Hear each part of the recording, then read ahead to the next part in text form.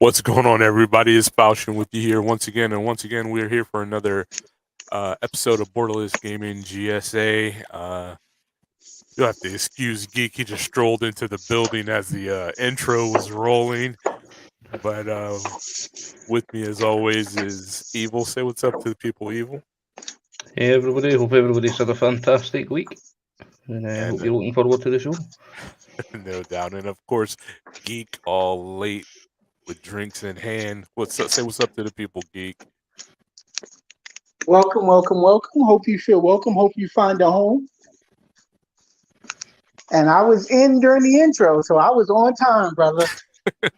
By the skin of my teeth, but on time. Hey, if you're not here 5 minutes early, you're late. Yes, sir. No, but seriously, how's it been going this week, guys? Same old, just ticking away as usual. What about you, Geek? Well, this week I got a chance to play with Lady A and Mr. Mayhem. And so we had a chance to crack away at the Witch Queen, Destiny 2. And that was awesome. And now I'm here with you guys. Nice, picking up where Evil left off last week. He was messing with the Witch Queen, if I remember correctly. Yeah, I just finished it last week. Nice. Oh, you finished the story last week. Yeah, obviously not the grind, because the grind is forever going. What's going on, Plank? Yo, happy birthday, brother. I'm glad you could make it. Glad you could make it today. So yeah, what's going on, Angry? How's it going? Glad you could make it too, bro. I hope everything's going well with your kitchen remodel or prepping for it. I think you said they start tomorrow. Well, I think I literally heard them sweat in the chat earlier on for the manual labor he was carrying it.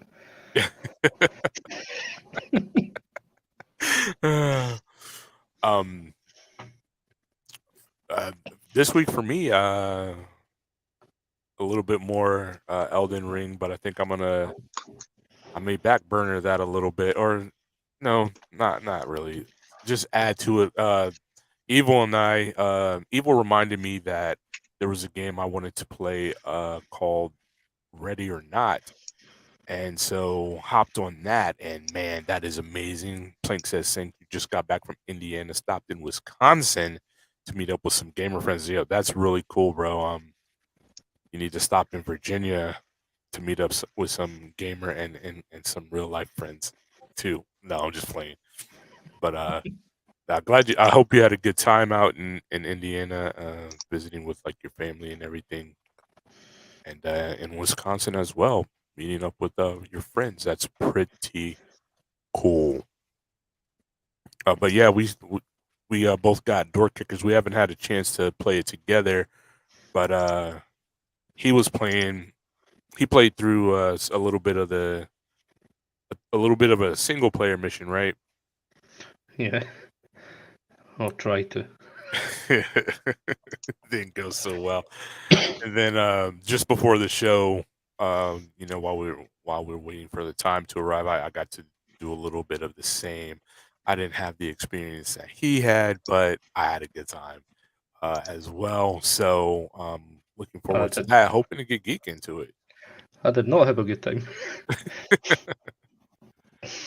Andrea says, "Happy Sunday, gentlemen. Happy Sunday to you. Glad you could make it, Andrea." And she also wishes Plank a happy birthday. So, yeah, and I see Geek is switched. Look, that's how important Geek is, people.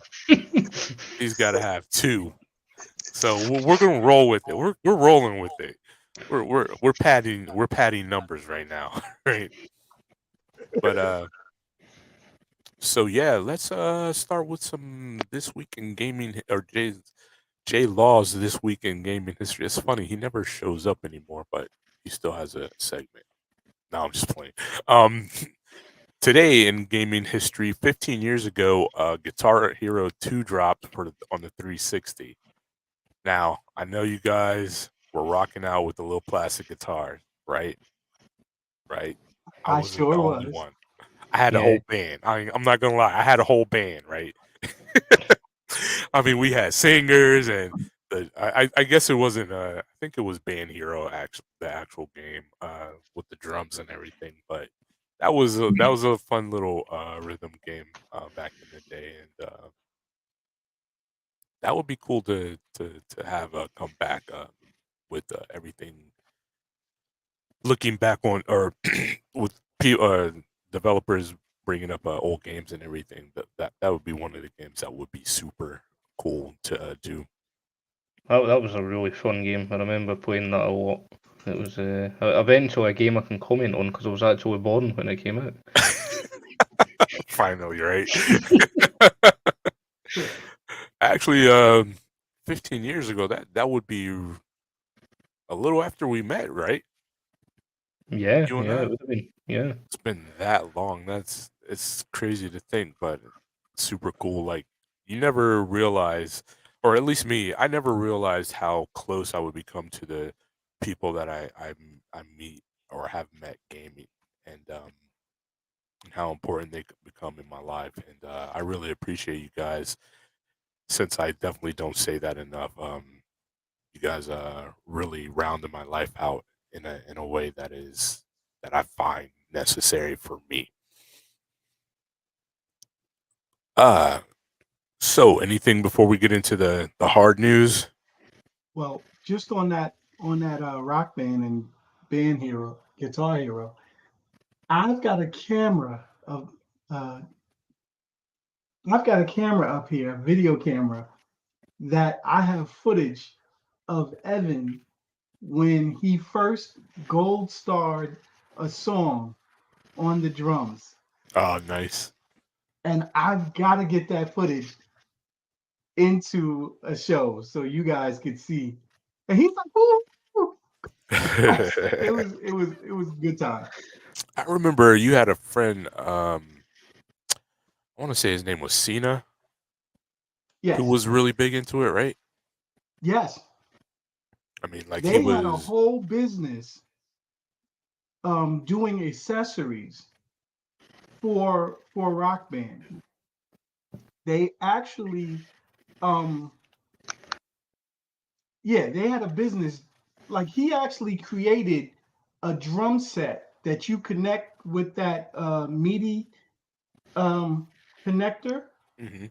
and they built that drum set. It was called Goodwoods or something like that.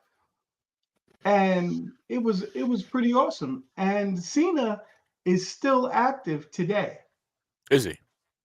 Yes, because um, Rock Band made a comeback. I did not know that. Well, they added some new songs, so they're still adding songs to the library, and they're not together as a group the way they once were, Mhm.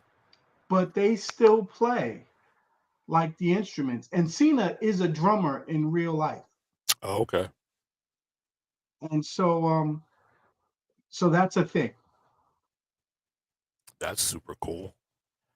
So let's get into some news, and this first one is kind of odd for me. I don't know if you guys heard anything about it, but senators are asking for the FTC to block the Xbox Activision merger.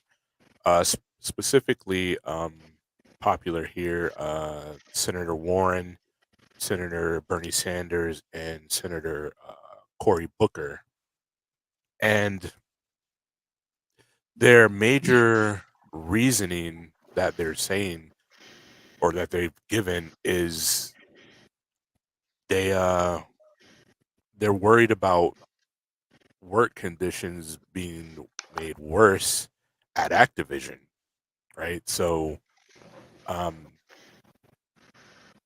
it's kind of a weird take on things to me, because we already know that the work conditions at Activision are horrible, and then Microsoft has has vowed to clean them up, and not only that, they vowed to get rid of Bobby Kotick, who allowed all this stuff to happen with pretty much full knowledge, right? And if they do block this, if these senators are successful in this block, then there's nobody to nobody to push Bobby Kotick out. So what do they think is going to happen? I mean, any opinions on that? I'm trying to. Oh, here it is. To be quite honest, I don't see how working conditions could possibly get any worse from the stories that's coming out of that company. Yeah, I think they could only improve, and there's not going to be any way to see it if it is going to improve, if they're just going to block it straight off the bat, and the working conditions will just end up staying the way they are, which, is that any better? no, I mean, and I could see them getting worse because I can see, like a lot of people leaving to escape that, and then now Activision Blizzard is scrambling to bring more people in, uh, scrambling to in order to fill those positions, and then these are people that are unknown, don't know what they're doing, and just that causes a kind of turmoil in and of itself, right? Um, but so I was reading through the article, and like their complaints, the senators' complaints are all about Activision Blizzard. Nothing they're not complaining really anything about it, when it comes to Microsoft or Xbox or what, however you want to put it. And so it's kind of strange that it almost seems like a political posturing, which we get a lot of these days for sure. But I don't understand how this is good for anyone. So, like I said, they claim that they're worried about the work conditions being worse, but the Activision Blizzard employees have written letters and everything and made statements about how excited they are for the merger to go through, how much better they believe that the work conditions are going to be, and yet we have these senators um, taking this stand, and I don't get it. Geek, you're kind of more the political guy in the group. Uh, what do you think? I mirror what your sentiment. I feel like you're saying the conditions are currently bad at Activision, and why wouldn't you let Microsoft uh, do something about that to hopefully improve the conditions or at least change them in some way? How does banning them, stopping them from having an opportunity to do better or worse, who does that help? I mean, unless they're trying to hurt Microsoft um, financially, because from what I read in the agreement for this merger, if for any reason the merger doesn't go through, um, and I may have the number a little off as far as whether it's million or billion, but I think it's three. Microsoft is going to have to pay $3 million, no matter what, if the deal doesn't go through. So it just seems an odd thing to me, and it's odd to me that there is all there is all indication that this is going to be much better for the employees at Activision Blizzard, and these senators are trying to block it. Um, and this may be like a gaming community mindset, but it feels a little like they're trying to, like they're invading our territory. You know what I mean? Like that's strange to say, but that's the way it feels to me. Like as Plank would say, stay in your lane. You know what I mean? But yeah. I We mean, we have a. Go ahead. the other takeaway for that, I mean, are these senators saying that they support the current working conditions and the things being reported out of Activision Blizzard at this point? I mean, they're walking a very tight line of what they're trying to say here. It's I'd like to imagine nobody supports the current working conditions in that company and Yeah. wants change to happen. It truly doesn't make sense to me, but again, I'm not very politically astute or politically astute at all. So I'm certain there are things here at play that I simply don't understand. But yeah, it's sad to think that it could end up that things stay as they are if these senators get their way, because I mean, while I'm sure other companies want to buy Activision Blizzard, it doesn't seem like it would be fair, because we know already that, people have said that Microsoft is building monopoly and this, that, and the third, and we've already seen all that be debunked through legal means or whatever.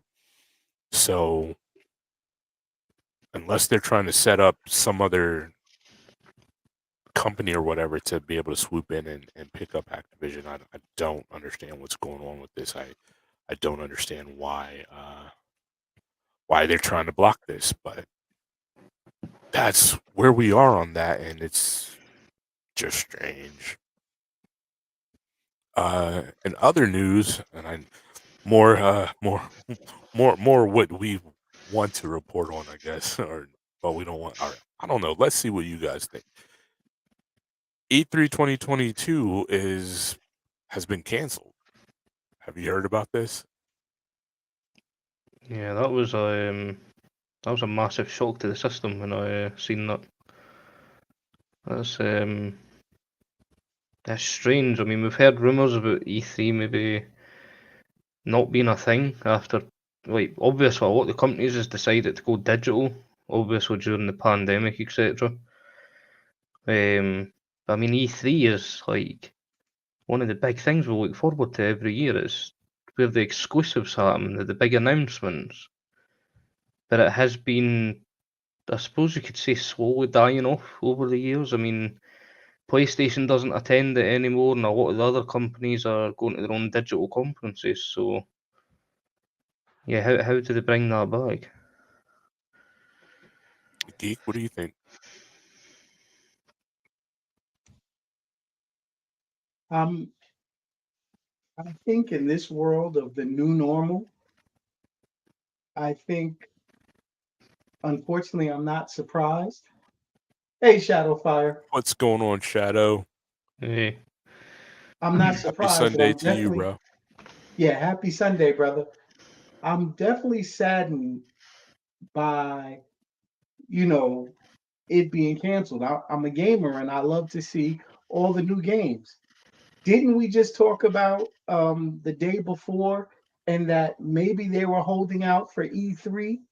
Yeah, last week. Yeah. Yeah. So how does that affect those things that were scheduled for June, July release? And it's going to be, it's canceled in person, but it's still going to be digital only. No, it's canceled completely. No digital, no in person. They completely canceled it for 2022. yeah, the whole thing's gone. That's the crazy thing. Okay, see now, that's not what, see, it's changing because, matter of fact, I can put this up right now. Yeah, please do.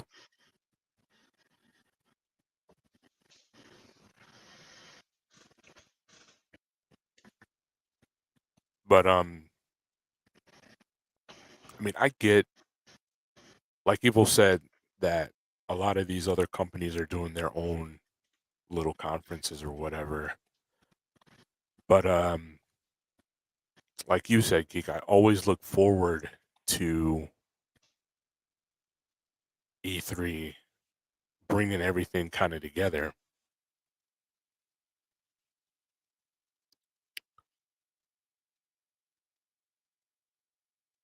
See, and I Oh, it was to be digital only again. Yeah, I think there was a few days apart of them. They obviously cancelled the in-person one, and then they probably picked the wrong day of the year to announce that the digital one was cancelled because it was on April 1st. So a lot of people obviously thought, yeah, okay. April Fools. yeah.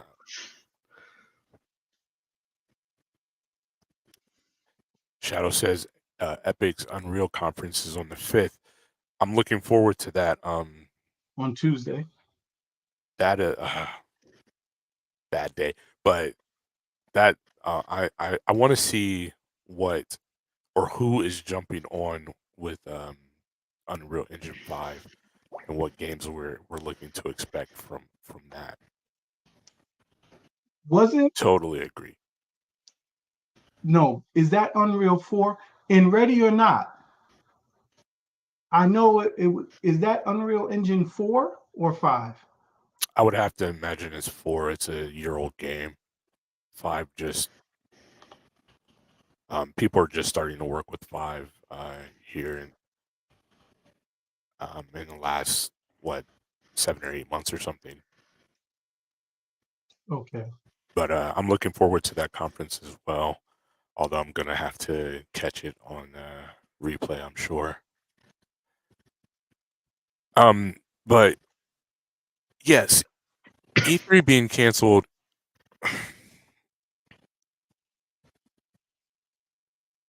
Yes, Shadow agrees. He thinks it may be 4 as well.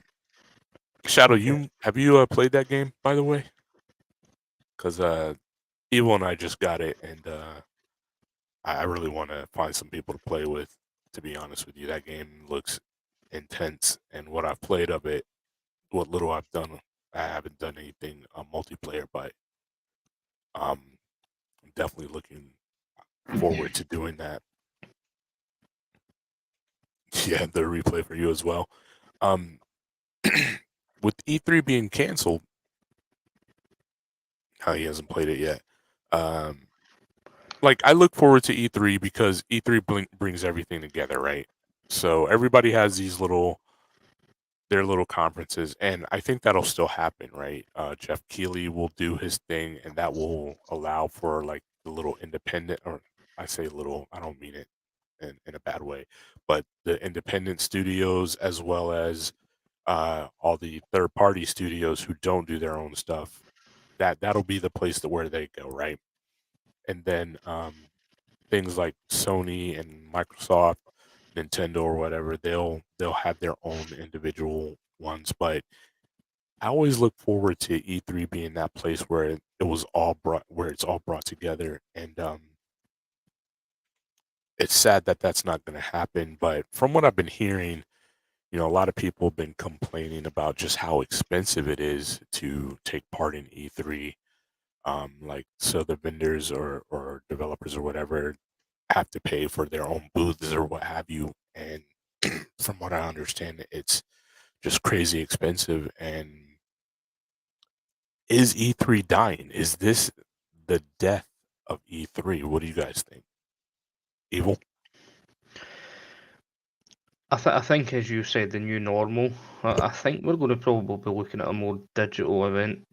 It's the way things have changed the last couple of years. I mean, people seem to prefer the digital than going to the physical event. But I mean, there was people that used to love going to the physical one because you actually got hands-on with exclusive content. Like you would get to play the Right. games and the consoles when you were at the expo. So I think it comes down to the companies. Do they want to?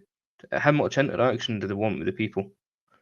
Do you want to Yeah. have that hands-on, show them what you've got, or are you happy digital? I mean, the last few years, PlayStation really only really bring games, which, yeah, a digital one kind of covers that.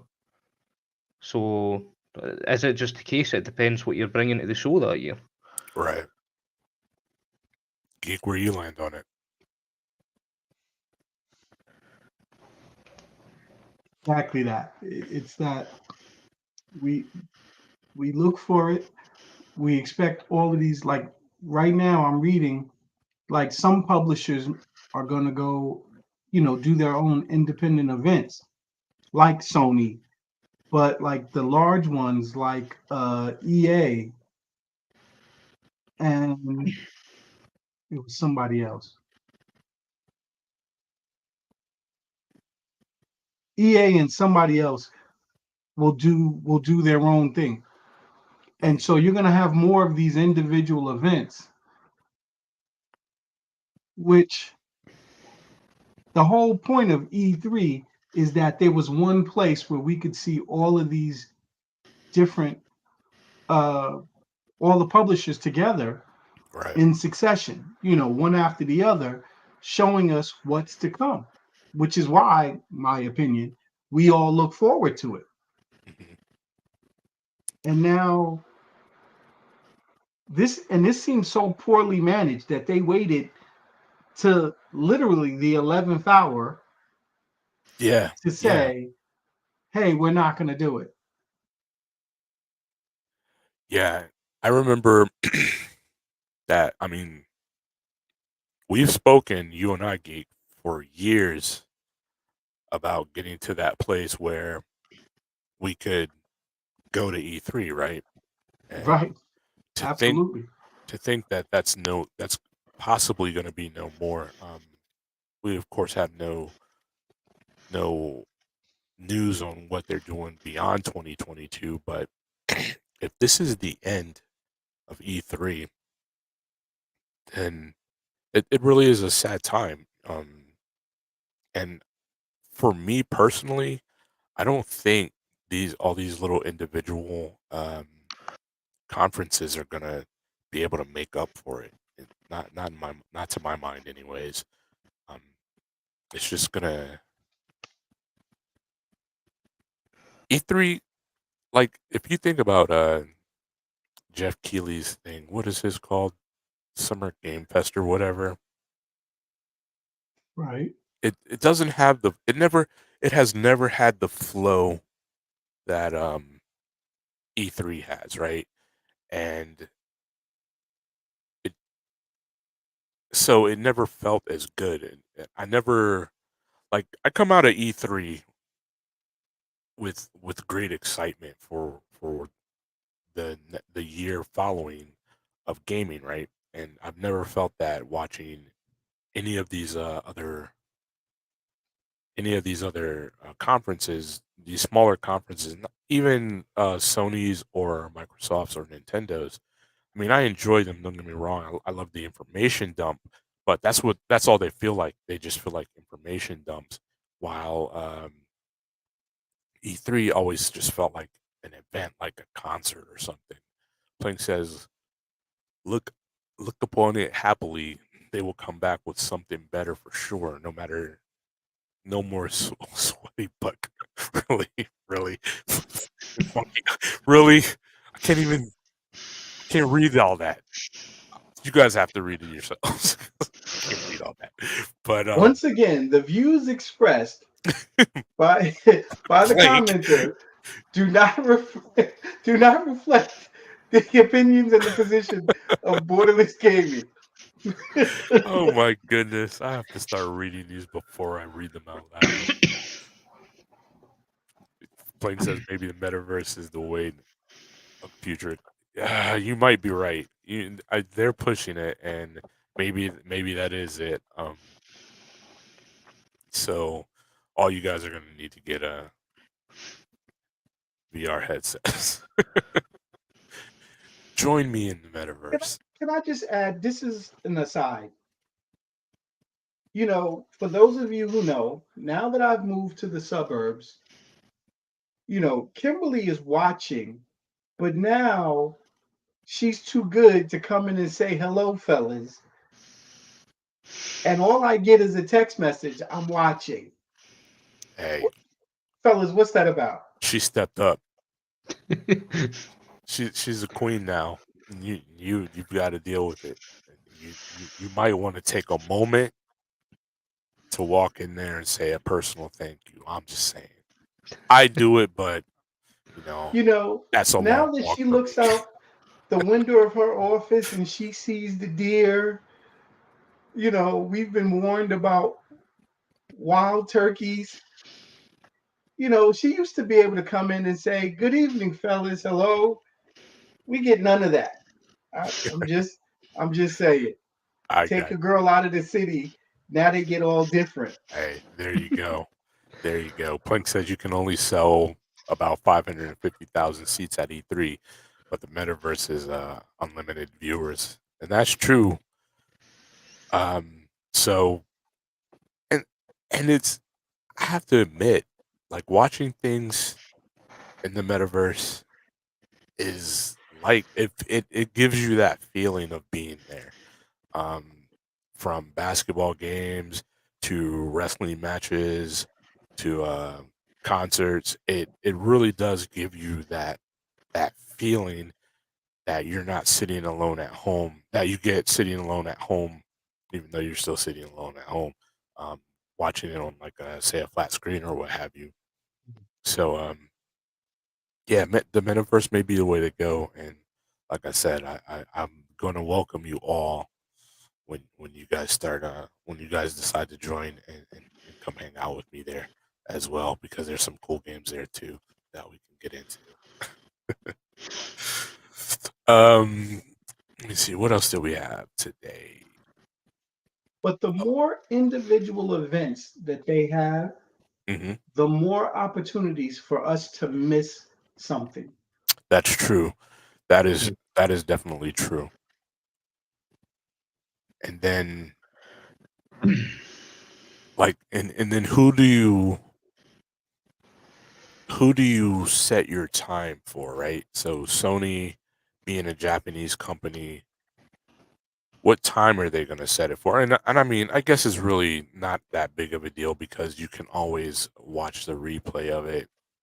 But like I could imagine for Evil, when something comes up, it's usually something like I don't know, noon Eastern time here in the US, which admittedly is only 5 o'clock his time, but then things get later. Like Sony's conferences always tend to run later in the day, probably because they're a Japanese company, and so I can imagine where for him, like some of these conferences happen at you know, well after midnight or something. Yeah, I Um, mean, not normally when you had both Microsoft and Sony both at E3, mhm. in the UK would normally get Microsoft about 7 p.m. and then Oh, Sony would be 1 a.m. in the yeah, morning. yeah. Sony always set it up so that they got to go afterwards. I feel like they were making adjustments. Yeah. Which they've done a number of times. Microsoft either made a good announcement or a gaffe, and then Sony was able to capitalize on it. And And sometimes they adjusted their pricing right there. yeah, and I gotta imagine they missed that. I mean that was a good move on their part. Uh, like it or not, that was always a good play by them. And so yeah, E322 canceled. Hoping for an E3 2023, but yeah, I just don't know, to be honest with you guys. I just don't know. And other news, and this is gonna kind of we're gonna flow with this, guys. We're gonna flow with this because I know you guys have information relating to this. So first off, Bungie is suing frauds for issuing fake takedowns. I don't know if you guys heard this, but Bungie was getting a lot of backlash by big YouTubers. They're YouTubers, right? The people that m- mainly or only produce Destiny 2 content for having all these takedowns happen. And it turns out that it wasn't Bungie at all, but uh, some people that were upset with Bungie, and because of the way the whole takedown system works with YouTube, anybody can take down a vehicle. A vehicle. What? A video. So I could put in a complaint on YouTube claiming that a video is mine that I have nothing to do with, and they will take it down. Now that's against policy and probably a little bit on the illegal side, but this was happening to Bungie, not only to Bungie creators, pe- people that creators that played Destiny 2, but actually there were some takedowns that happened to Bungie itself on the videos that they made, and so they're going to be suing for that, and they had a really harsh rebuke of YouTube for allowing this, for the way that they operate, and hopefully for all of us, for all of our sakes, YouTube will start to clean up, or really not even clean up, but pay more attention to all these crazy takedowns. Because I if you watch on Tuesday, I do a commentary for the race league, for Evil's race league, MSR, and that's max speed racing for you, those of you not in the know. I had to throw that in.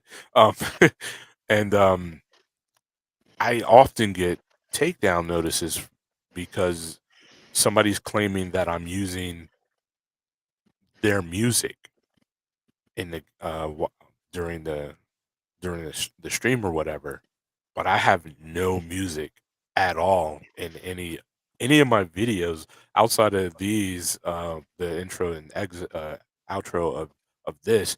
That I don't play games with music on. It's just me. I don't like it. So for somebody to continually, and it seems to happen about once a month, to where somebody issues a takedown saying that I'm using their music illegally in the game, and it's always that game. Is kind of weird, and that really needs to be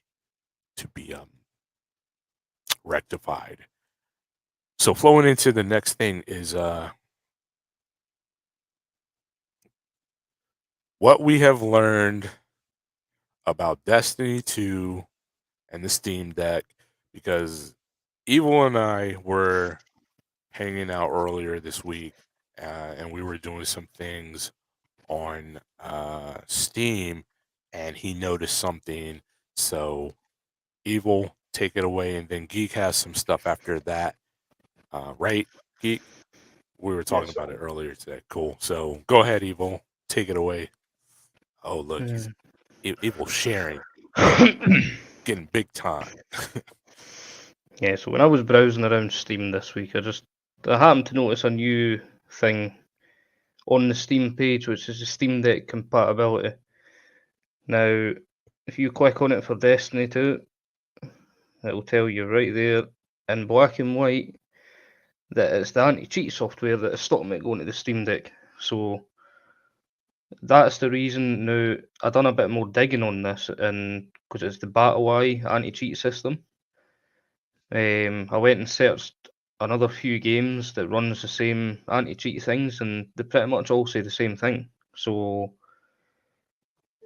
I think at this point it's clear that for some reason the BattleEye anti-cheat, you obviously can't get on the Steam Deck because it's third-party software effectively. When you start up the game, it will ask you to install the BattleEye. So I'm assuming there's no support for that on the Steam Deck side, which is it's unfortunate, but it does kind of answer the question. But then it does open more questions up of, is Valve and BattleEye working to get BattleEye on the Steam Deck? Is developers working to get around it, going to new anti-cheat software? Yeah, because you mentioned that the developers of Ark did that very thing. They went to a different anti-cheat, right? Yes, Arc used to run. Excuse me. I used to run the BattleEye anti-cheat software, and they've switched over to the Valve. Valve has their own anti-cheat software. So is it easy for Bungie just to move to the Valve anti-cheat and try and incorporate that into the game? Yes, it may take some time, obviously, to get that in, but I still think Bungie needs to talk to the community on this and tell us, are you working on this, or are you just sitting back and you're not bothered? I've got to hope that they're sitting looking at options to get this on the Steam Deck. So, Keisha, I know you're not here right now, but if you happen to watch this back a little bit later, that's where things stand right now. We know it's BattleEye, and there's a whole list of games. I remember Evil saying that that Rainbow Six Siege was one of the games uh, that stuck in my mind. Yeah.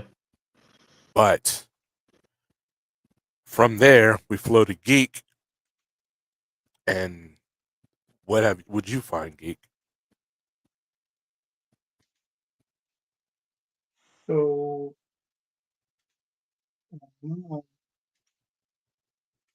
and I'm going to answer directly to what Evil said, which is,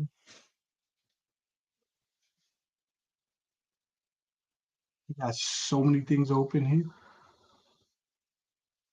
Is it this one? Yeah. You put that up for me, sir? Yep. Okay. So essentially, I went to this because specifically it was from Bungie. Now they said they're going to give additional information, and the only additional information is the same information we already had. No. And in the Bungie, let me change it to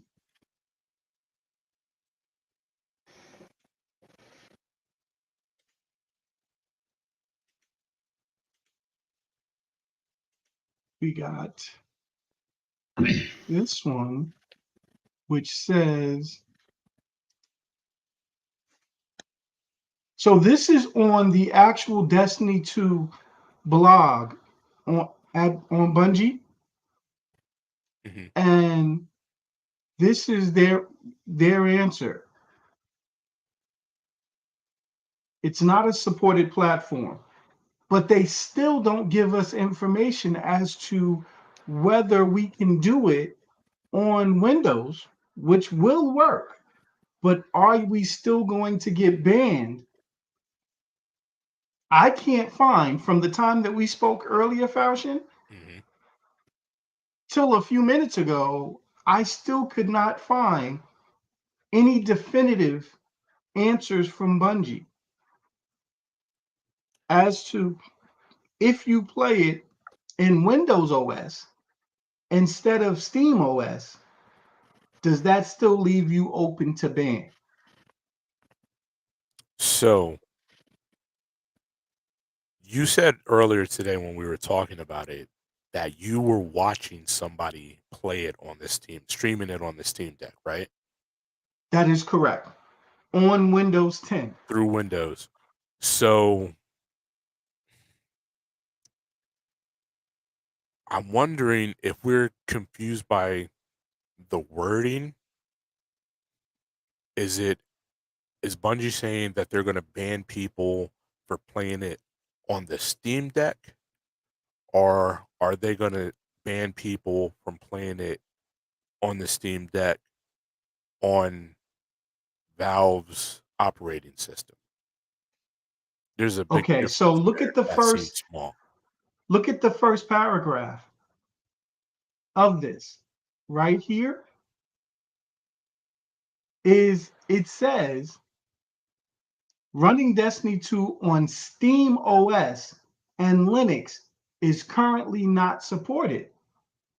So that kind of leads me to believe that if I run it on Windows OS, I might have a shot. But again, I'm saying might. It's tentative. I can't definitively say, hey guys, run this on Windows and you're fine, because I don't know. I want to make that clear. Is that I'm not encouraging anybody to do it because I don't know if that's going to get you banned. Right.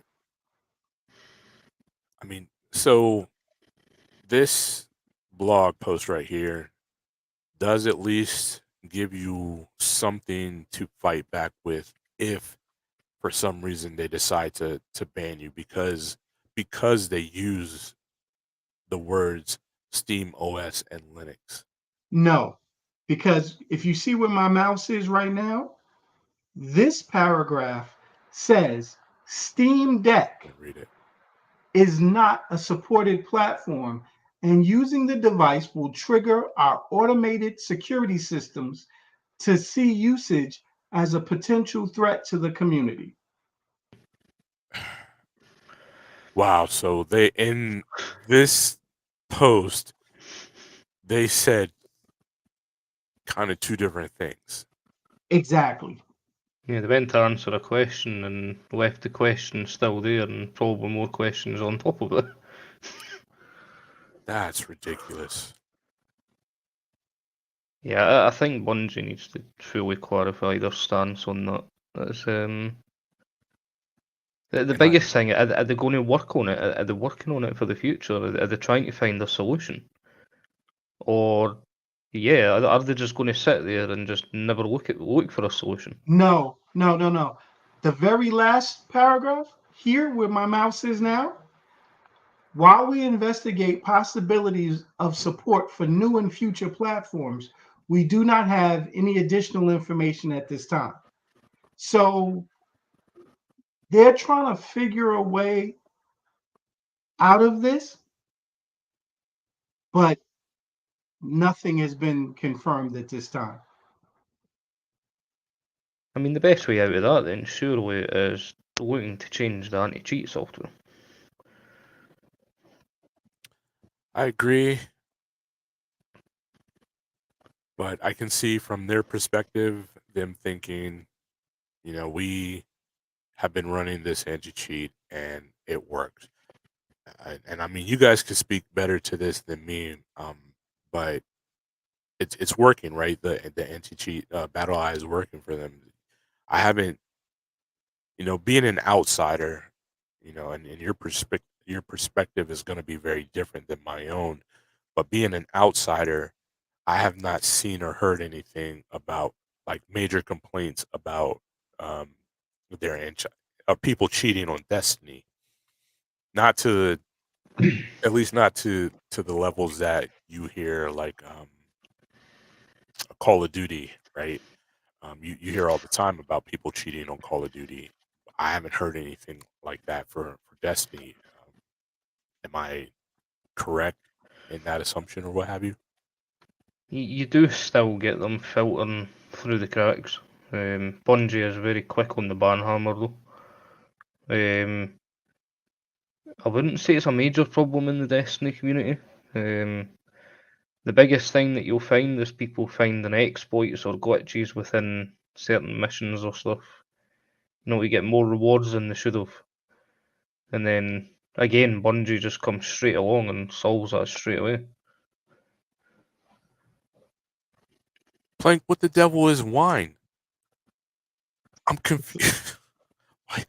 Why you always want to confuse somebody? No, there's actually a couple of different systems that allows you to run it, and Wine allows you to run it on Linux. And there's a different one. There's also I forgot the name of it, but since you have it up, I'll let it run.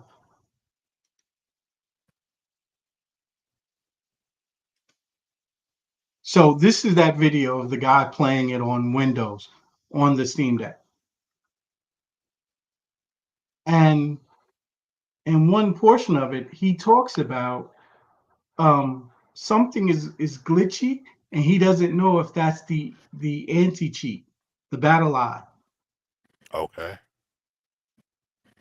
Because there are certain things that he tries to do, like setting up certain keys for certain loadouts, and he said it won't stay, and he thinks that that's the anti-cheat stopping him from doing it because they're kind of seeing it as something nefarious. But on Windows, on the desktop, you're able to do it. Link says Wine is a virtual machine through Linux that lets you run Windows, which you can use to run Windows applications. Okay.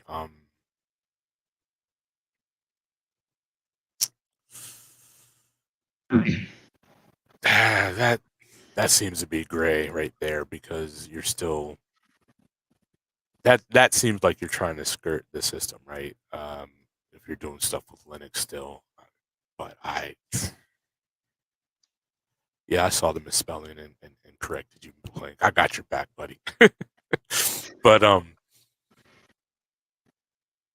But Bungie has very specific wording that says if you try to circumvent the security and get it to run, you will be banned. and see that that wine statement that Plank was making seems to be in that area.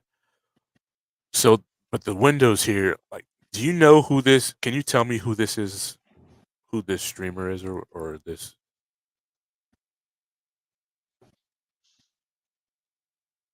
Uh, PC Gaming It, I don't think that's that's his who I YouTube think it is. channel. There's a YouTuber who does unboxings who always wears white gloves. Yes, I know. We've watched those videos. But this isn't the same person, right? No, I can't remember his name. Yeah, because his gloves don't look as that other guy's gloves are always like super pristine or whatever. I don't know why I noticed that. Plink says it's a big roundabout, but ultimately they can't tell if you're running through Linux. Again, that's dangerous because if they do figure out how to tell, you could end up banned on. And I mean, people love Destiny, but so this guy is obviously doing it on Windows. At least he claims it's on Windows. I guess we have no real way to know, but he and it's out on YouTube. I would imagine if Bungie had an issue with it, they would have taken it down and or banned him, right? So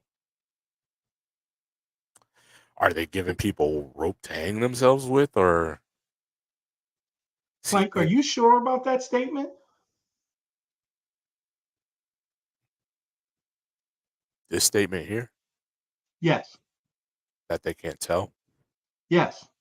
Because Linux, when running an application, Linux has a different port number for applications that, well, sometimes, not always, than Windows.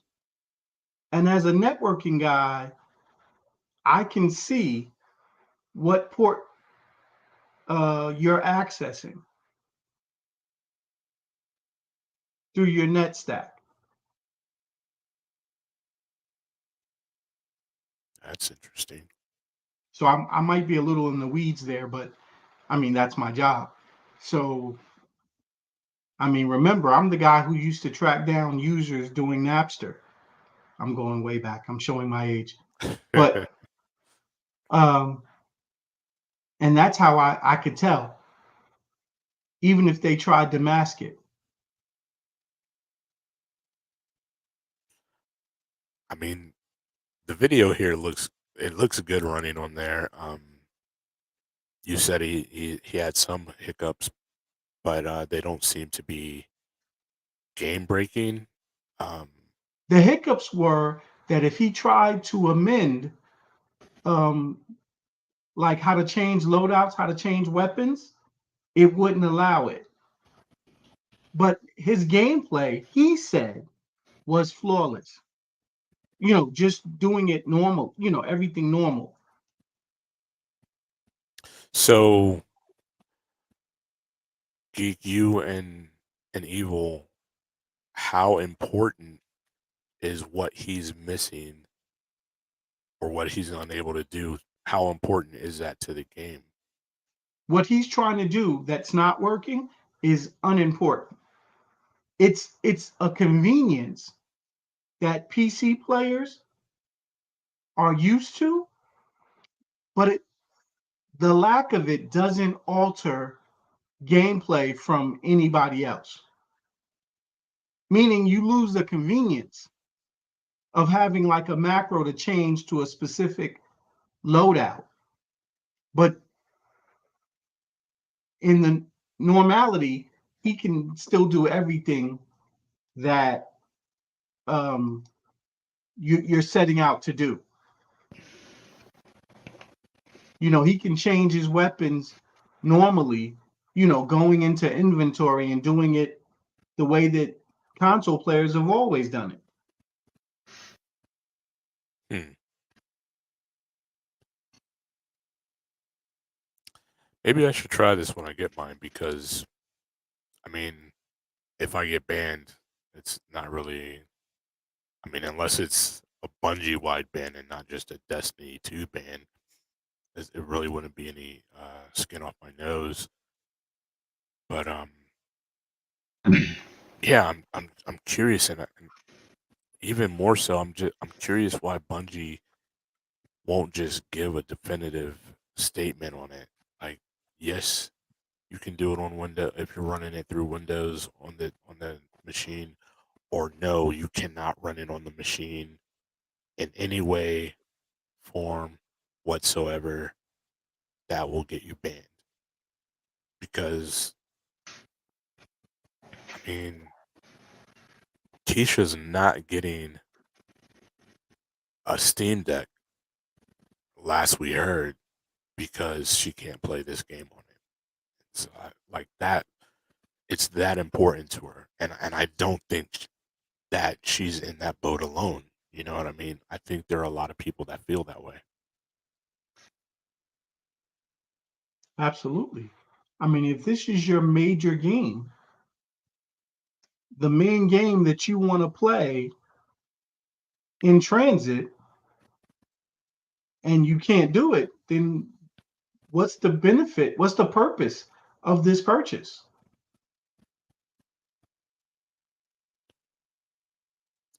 Yeah, so I felt like we had answers, but it seems like every time we come to answers, we end up with more questions, and that's super unfortunate because Geek is always like,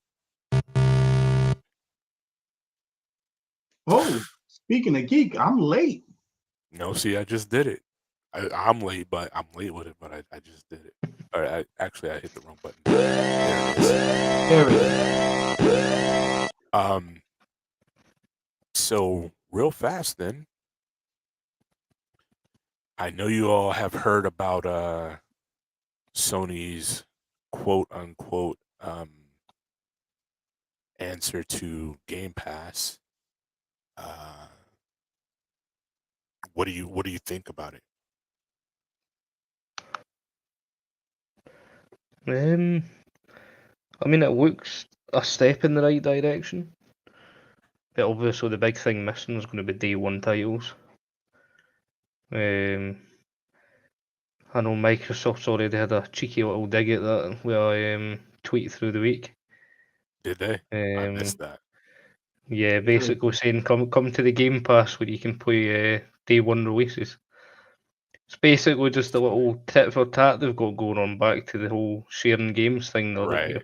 Right. So it's a step in the right direction. But yeah, I think it's seen how the players like it, and it's day one titles. I feel they're missing an opportunity with it. Right. Especially on the pricing points they've got.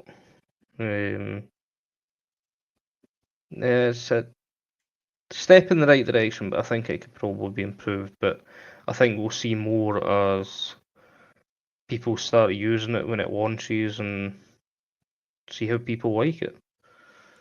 What's going on, Lady A? Glad you could make it to the stream. Hey, Lady A. Geek, what about you? Where do you stand on it? What are you thinking about it?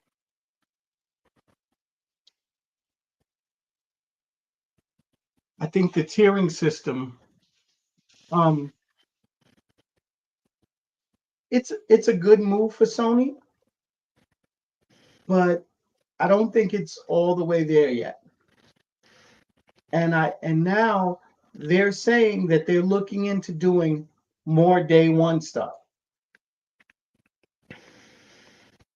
Really? So yeah, because they know, I mean, everybody's saying it. Even your favorite person, Marlon, says Game Pass is a better deal.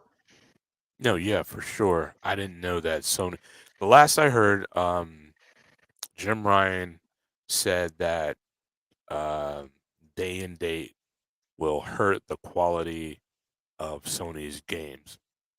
I don't really understand that, since seeing as how they released a game on Game Pass day and date, a Sony game, Sony first party game released on Game Pass day and date, and that game really blew up, especially it being such a niche game, that being MLB The Show.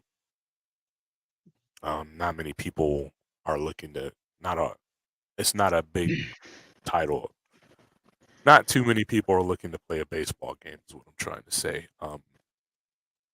And so how is it okay to release a game day and date on Game Pass, on Xbox's Game Pass, but uh not your own platform? It strikes me as odd. And so I've been talking to people throughout the week, mostly strictly Sony fans, right? And even a lot of those guys aren't happy with it. And so tier one is just PlayStation Plus, right? As it is now, nothing changes. Then tier two, you get games with that you can play on the PS5 and the PS4, right? You get PS5 and PS4 games, but no day and dates, right? And then tier three, you get to play games from going all the way back to the PS1, but the PS3 games, you still don't get to download those, right? So I've been trying to figure out, if I'm going to upgrade, what would I upgrade to? Sony's, as it stands today, their um their cloud service isn't really good enough, right? There's too much latency as it stands today, and I'm sure they're gonna bust hump uh, trying to fix that, but it's not there. So tier three is out. That's what you want tier three for.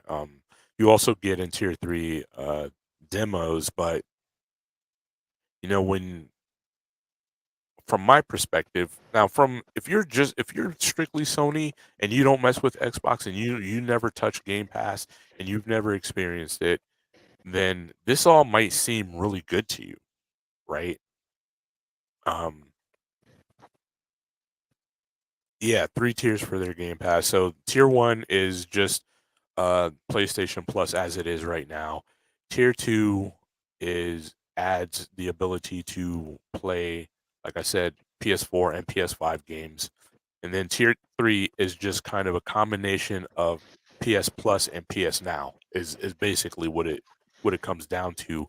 But you also get to play PS2 and PS1 games as well as the PS3 games, but all that's done through the cloud.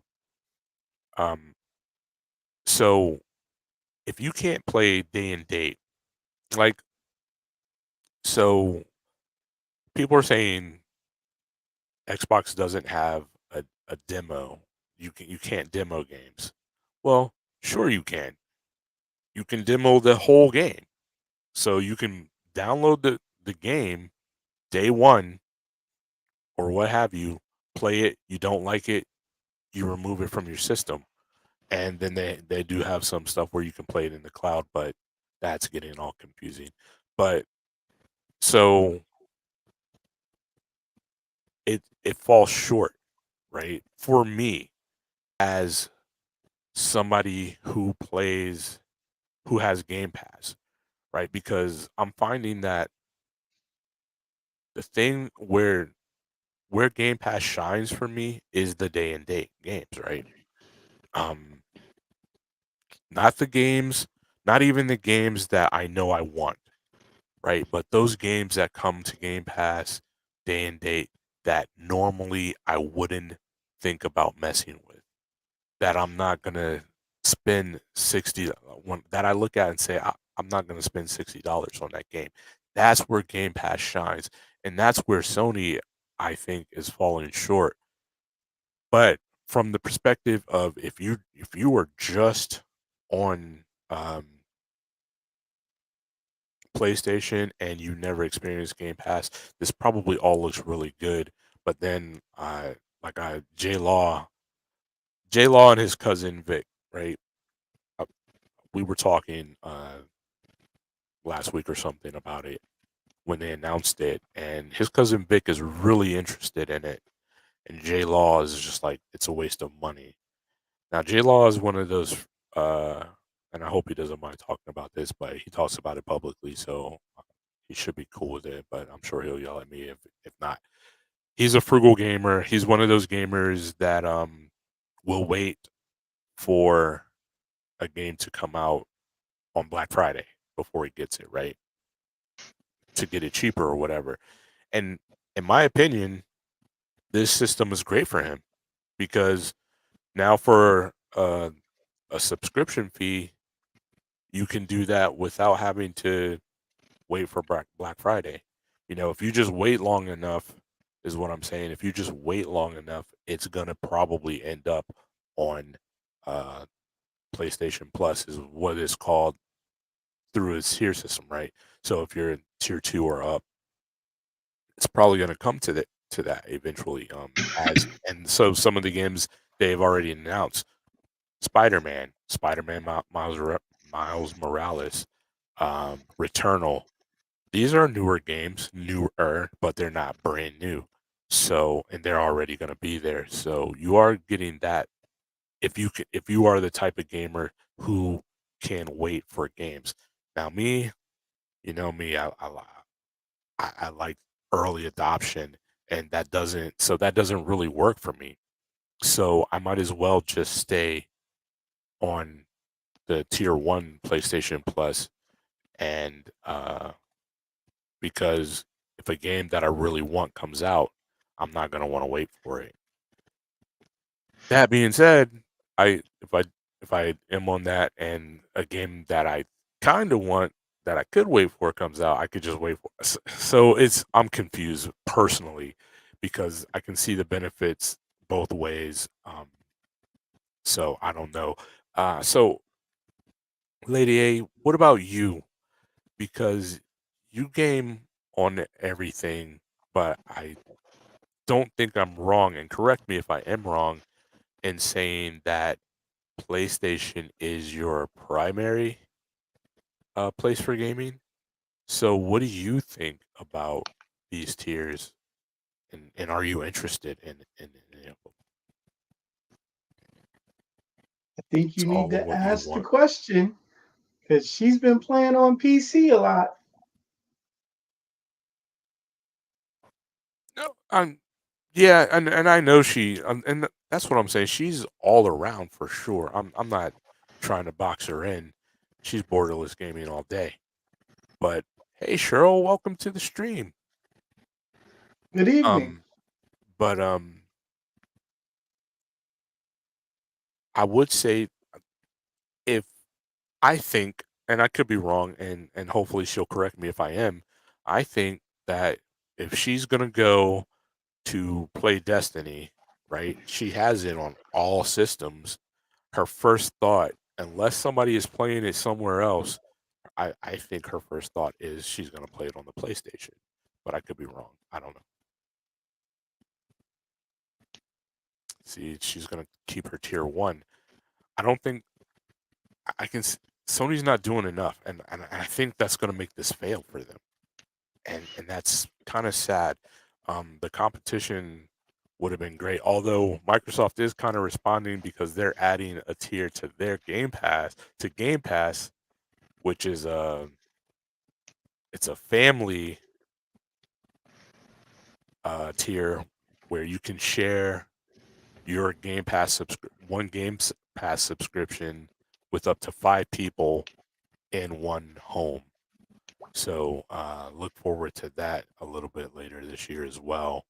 So I feel like they are trying to have some kind of response, but I think it's unnecessary because as PlayStation Plus sits now, I don't think it's going to succeed, at least not in the way they want it to. And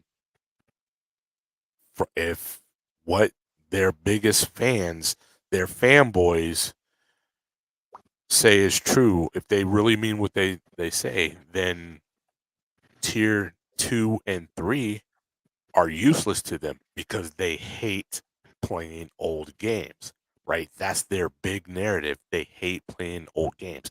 So if your fan base, if your strongest base is saying we hate playing old games, then tier 2 and tier 3, which is all about old games, right? I mean, their whole thing is all about older games, but those that's old games. Then your fan base is saying we don't like that. Your fan base uses that as a weapon against your competition. And I know, Geek, I apologize, and that's all I have to say on it.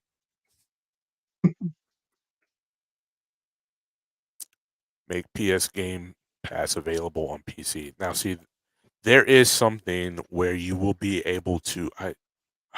Is it tier 2 or 3? I think it's tier 2, where you can stream your PlayStation games to the PC. But again, it's streaming, and so their streaming setup is not optimal right now. So they really do need to work on that, and hopefully they will. Sorry. I think I think that's what they're doing. They're trying to see if they can get by with just this. Marlon had a good take on it. Is that Sony feels like they don't have to um, give those day and date games away because they believe that their Sony faithful will continue to buy those games for $70 to play on PS5. You know, that $10 to upgrade that game to the PS5 version. Mm-hmm. And so they don't feel like they have to do day and date. But if they find out that people are not adopting this tier system because they want those day and date games, I think Sony's going to have to move. It's kind of funny because I distinctly remember that Marlon was one of the people pushing that $70 games are great, and $70 Sony deserves $70 for their games, and I'm not saying that those games aren't worth $70, but you did it wrong. You know, you went off script from the way it's always been done, and sometimes that's good, but sometimes that's bad. And you didn't go into this with the other companies, and so you're sitting out there all alone with a huge fan base of gamers, not not not necessarily PlayStation gamers, but in general gamers saying, "Yo, this is stupid. I'm not gonna pay $70 for games." And so that's people that you're not gonna get to come to your platform because they feel that you're trying to gouge them for as much money as you can. And I'm not saying that all these companies are not trying to get as much money as they can, but if you're if you're being the standout, right? If you're calling the spotlight on you, then in this situation, it's only going to hurt you. Again, that's my opinion. But yeah. So let me see if I can find it here. Look at Okay. what I'm sharing. Oh, is this the tier system? Yes, sir. Okay, thanks. I was just. Oh, yeah, you got to have Marlon's face in it, dog. You couldn't just find a. So he's talking about the different tiers of it. I'm gonna need to step away for a minute. Fauci hates Marlon. Marlon triggers him for some reason. But because he kind of does talk out of both sides of his face. So now in Plus, it adds 400 games, PS4, PS5, and in the extra tier, those are the games that you can stream to your PC or download to play. And then when we go to premium,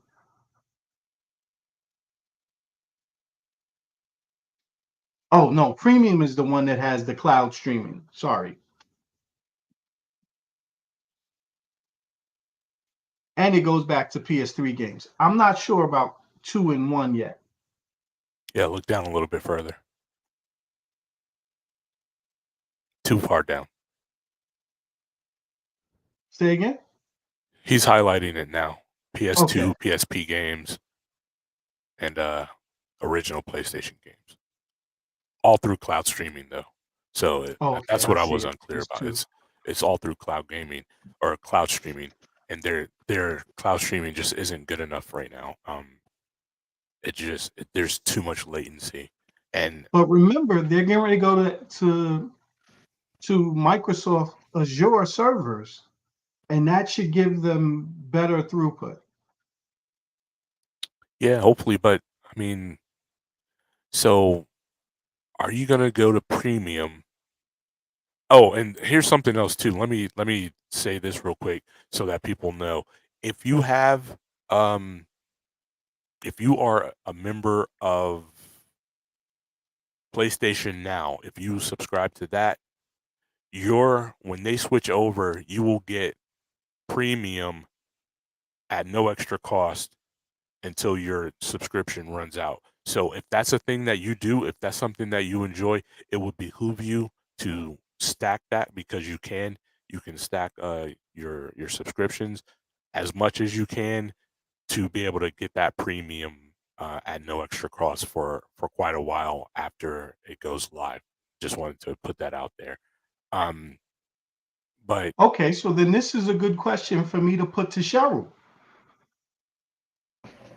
Cheryl, for your son who plays on PlayStation, does any of this pricing structure appeal to him, thereby you, to say this is something we could do or would do? yeah, I'm curious because it's, that day and date missing is a true slap in the face. Like it's unappealing. The more and I've been trying to justify it, and I've been going back and forth, and that day and date, that lack of it is just horrible to me. It To really be is. even though it's only $3, but it's $3 a month more than Game Pass than Xbox Game Pass. Well, it depends. If you pay it monthly, yeah. But if you pay it yearly, PlayStation's is significantly lower because it's only 129. It's only $120 yearly, where Game Pass turns out to be 180 yearly. But again, for that 180, you're getting day and date games, first party guaranteed, and a whole bunch of third party as well. So, like, if I'm buying this, right? If I'm looking at it from like somebody like Cheryl's point of view, who is buying it not for herself but for a child, her child or her children, then if I don't want to pay a whole bunch of um money for games throughout the year, I want Game Pass, because throughout the year for my $15 a month or whatever, my kids are getting brand new games, right? The latest games to come from Microsoft or Xbox, not to mention a lot of the third parties publishers as well. Whereas in PlayStation, for what is it, like $18 a month, or however you want to spend it, even that 120 a year, they're only getting old games. And I don't even know, like, are kids today interested in going back to the games that we would go back to only for the sake of nostalgia? So we would play it for 10 minutes and then be done with it. Like, I can go plug in my PS3 and play all these games that I own, right? Having had a PS3 and having used it extensively, bought most of these games anyways, and still have them for free, so I can do it without having to pay this. But are the younger kids still interested in going back and doing that? I still have my original PS3 Fatty that has the chip Hmm. to actually play the backwards compatible games. Right. So there you go. My kids have not unpacked it. It's still in the box So I mean, along with the PSP. It's in a bin, and I actually just saw it in a bin, so they're not using it. Lady A says she still has her PS3 with a drawer full of PS3 games. This On the table in front of me, I have all of those PS3 games in a box that nobody ever, I got to blow dust off of it. Nobody ever goes in that box. See, the more I talk about this, the more I get talked out of this, because none of the first tier is what I'm doing anyways, right? I have no choice. You have no choice but to be in the first tier if you want to be able to play games online on the PlayStation. You don't have a choice. So that tier is a wash. I mean, you have to do it, or you can't play online, or you can't play most of their games, right? Or a lot of their games, I should say. Right, a good deal of them. So then PS Plus Extra, you know, PS4 games, I was there during the PS4 era. I played those games, right? PS5 games only after a bit of some time, and admittedly, I don't know how much time that is. If it's a month afterwards, then that starts to look pretty good. But if it's 6 months later, you know, I'm sudden at that point I'm losing interest, right? In messing with those games. Like In this video, even Marlon does not recommend the premium tier. Yeah, the He says premium it's tier is only good if in my opinion, and this is my opinion, the premium tier is only good if you already subscribe to PlayStation not Plus, to PlayStation Now, and you plan to continue doing it, because that's where you get all those games. So you're already playing all those PS3 games, right? So that's what you enjoy. So then premium is looking good for you. But outside of that, I can't recommend it. I'm sorry, Geek, I cut you off. Go ahead. no, because I was gonna say, you know, Faustin, I love you, but your disrespect for the time of this show. Can we get that alarm again? Yeah, funny. You're a funny guy. You're the one that has Marlon all up in my face right now. But he actually, for once, he's actually making sense in this video. You know, he's saying that there's really no reason for it, and he's agreeing with you. So So I need to change my stance on it, is what you're saying. no, because he still flip flops, and that's what annoys you, and he does it. Yeah. And every time he does it, I go, see, this is why Faustin is pissed off. So your reasoning is still spot on, no matter how much over time we are. So I'm gonna say this, and then this will be the last that I have to say on it. I get asked a lot what I recommend, because in my world where I exist, I'm the person that games a lot, and so people ask me a lot, you know, do I get a PlayStation? Do I get an Xbox? Is Nintendo enough or whatever? And so if somebody's asking me, do I get a PlayStation or an Xbox for their their Game Passes, I still got to go with Xbox because of those day and date games, and especially if you're doing it with kids in mind, you know, your kids are going to want to play the latest and greatest games, and Game Pass provides that with their day and date showings, and Sony needs to step up to that. And once they do, it's suddenly it's a whole different ball game. They're really competing, but for right now, all they did was make things confusing for everybody, in my opinion. And that's all I have to say on that for today. Evil, what you got to say?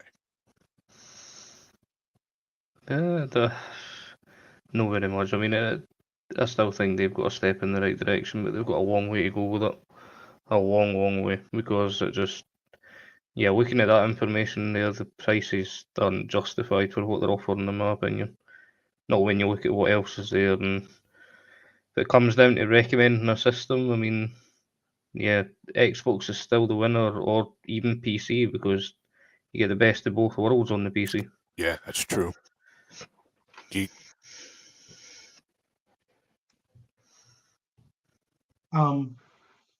Game Pass seems to be the best value for me. And I keep trying to give PlayStation an opportunity, but in the decisions that they make, and it seems intentional, they're just not bringing the value in the way that Xbox Game Pass does. That's for me. I don't say that that's for everyone. And Lady A says she plays more on her PC than her PS5, but will still occasionally play on her PS5. And I wonder, Lady A, not to prolong anything, so if you could just message me personally, are you playing Gran Turismo 7? Because I know you're big into racing as well. Geek, tell the people where they can find you. Where is Oh. it? Come on, give I it to me. yeah, my bad. Here we go. Let me find it. That's not you. That's not you. Oh, here you are. There you go. Okay, so it's GKMSTR NYC on Xbox, and then PlayStation, Twitch, Steam, Discord. It's just Geekmaster without the vowel. So GKMSTR.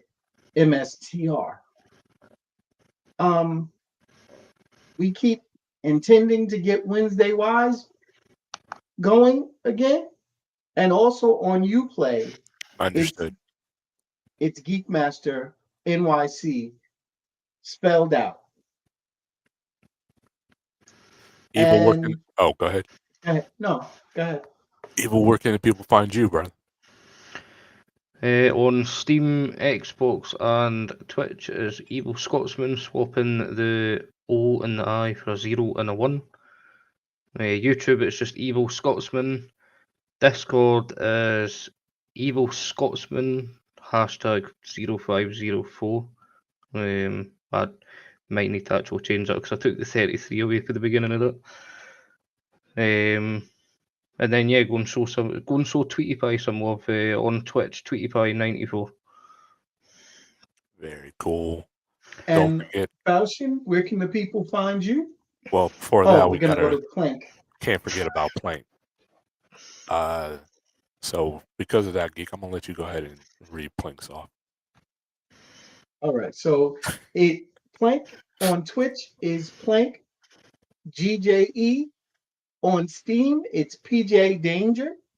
On Discord, it's Plank. Instagram, it's Plank. Dude, can we get some branding going on? We settle on one thing. And on Pokemon Go, it's 5914-3158-0040. And Plank says he's currently playing Vampire Survivors on PC. That sounds interesting to me. And loving this $3 game, but Game Pass is a great deal. And Lady A, and I'm struggling not to call you by your real name because it's coming up as your real name. Says that she is planning to get GT 7. And as for me, you can find me on the PlayStation, Steam, and Twitch as Falchion757. On the Xbox, I'm Falchion GSA. Here on YouTube is Borderless Gaming GSA, right where you are right now. Thank you guys for allowing me to go over 30 minutes, over by 30 minutes. I really do appreciate you hanging out and doing this with us every week. And Geek, sign us out. Episode 47 is in the can. Until next time, this has been Falchion. You know me. I'm Ghost. 2 fingers is peace. Later. One day I'm going to get that right. I'm serious.